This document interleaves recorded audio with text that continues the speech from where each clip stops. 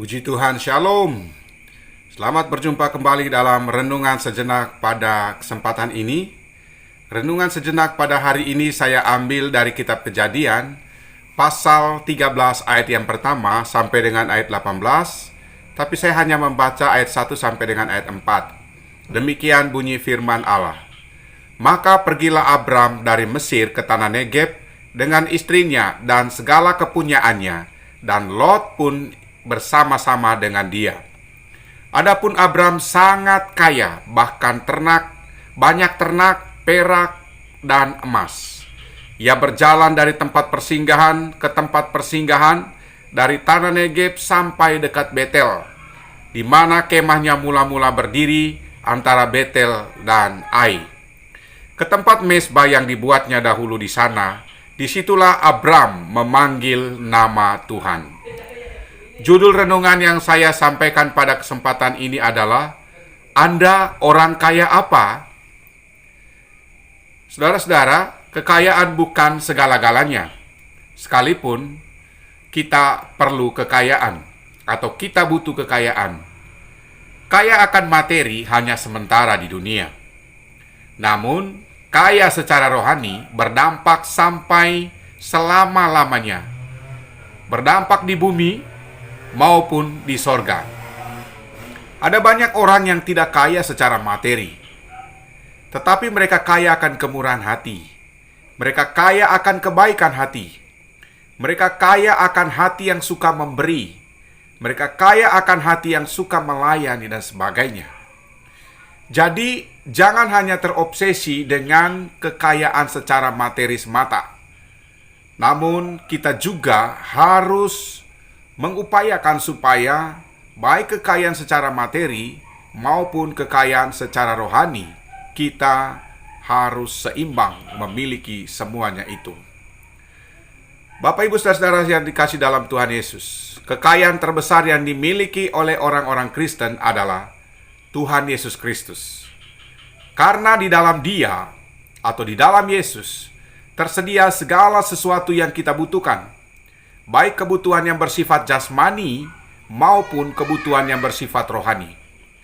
Perhatikan nasihat Rasul Paulus kepada jemaat yang ada di Korintus, pasal 1 ayat yang kelima. Di situ dikatakan, sebab di dalam Dia atau di dalam Yesus, kamu telah menjadi kaya dalam segala hal, dalam segala macam perkataan dan segala macam pengetahuan. Di dalam Yesus tersedia jalan keselamatan. Kisah Rasul 4 ayat 12 itu dikatakan, dan keselamatan tidak ada di dalam siapapun juga, selain di dalam Dia atau selain di dalam Yesus. Sebab di bawah kolong langit ini, tidak ada nama lain yang diberikan kepada manusia yang olehnya kita dapat diselamatkan. Di dalam Yesus tersedia pengampunan dosa. Efesus 1 ayat 7 dikatakan, sebab di dalam Dia atau di dalam Yesus dan oleh darahnya kita beroleh penebusan, yaitu pengampunan dosa menurut kekayaan kasih karunia-Nya. Kemudian Kolose 1 ayat 14 di situ dikatakan, di dalam Yesus atau di dalam Dia kita memiliki penebusan kita, yaitu pengampunan dosa. Di dalam Yesus tersedia jalan damai sejahtera. Dalam Kolose 3:15 disitu dikatakan, hendaklah damai sejahtera Kristus memerintah dalam hatimu. Bahkan juga tersedia jalan berkat hanya melalui Yesus Kristus Tuhan. Galatia 3:14 disitu dikatakan, Yesus Kristus telah membuat semua ini supaya di dalam Dia berkat Abraham sampai kepada bangsa-bangsa lain, sehingga oleh iman kita menerima roh yang dijanjikan itu. Jadi, melalui Yesus, kita menerima berkat-berkat yang dijanjikan oleh Allah kepada Abraham, Ishak, dan Yakub.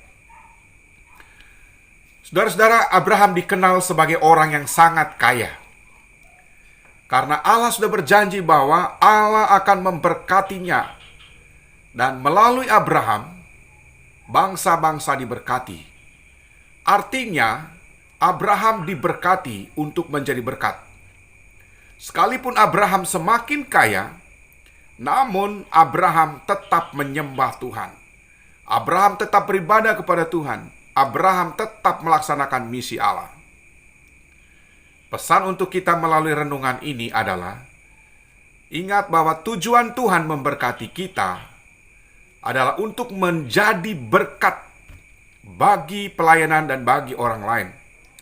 Jangan pernah menjadikan berkat sebagai Tuhan bagi kita, karena banyak orang yang mengabaikan beribadah kepada Tuhan, mengabaikan melayani Tuhan karena mengejar berkat.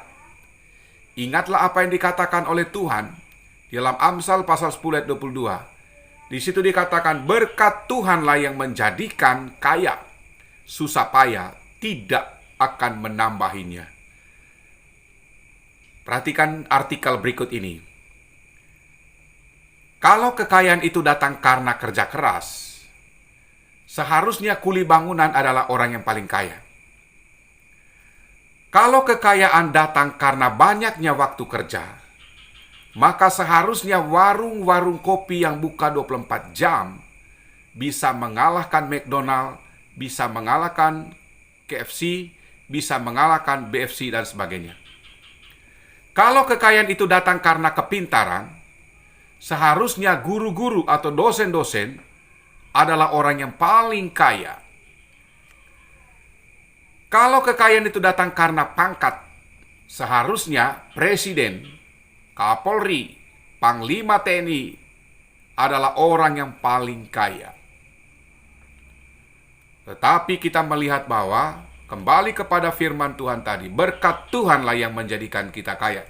Susah payah tidak menambahinya. Jadi, Bapak Ibu Saudara sekalian, Allah lah atau Tuhanlah yang membuat kita diberkati, bukan semata-mata karena perjuangan kita. Dalam Pengkhotbah pasal 6 ayat 2 di situ dikatakan, manusia diberi kekayaan, diberi kemuliaan oleh Tuhan, tetapi tidak diberikan kuasa untuk menikmatinya. Kepuasan batinnya yang kita miliki terhadap apapun yang kita miliki merupakan kekayaan terbesar, kekayaan yang harus dijaga di dalam kehidupan kita setiap hari. Karena banyak orang memiliki kekayaan secara materi, tetapi mereka tidak mengalami kepuasan. Ketika mereka tidak pernah puas dengan apa yang ada, mereka tidak akan menikmati apa yang mereka miliki. Kita bersyukur buat kepuasan yang Tuhan berikan kepada kita, sehingga apapun yang kita miliki, apapun yang kita nikmati, kita puas batin kita. Demikian renungan sejenak pada kesempatan ini. Selamat beraktivitas. Tuhan Yesus menyertai dan memberkati kita sekalian. Amin.